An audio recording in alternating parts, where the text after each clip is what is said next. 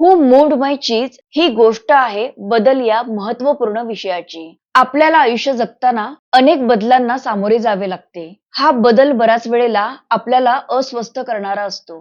लेखकांनी या कथेत चीज ही एक महत्वाची उपमा वापरली आहे. या कथेत चीज म्हणजे आपल्याला आयुष्यात हवी असणारी गोष्ट.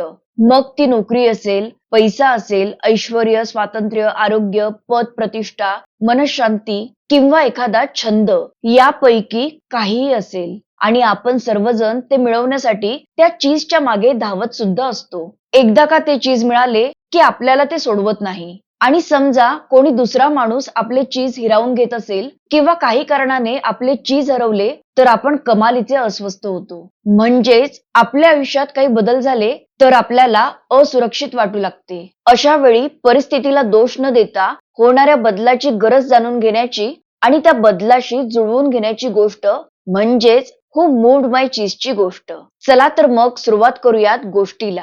कोणे एकेकाळी एका दूर देशात 4 छोटी पात्र राहत होती.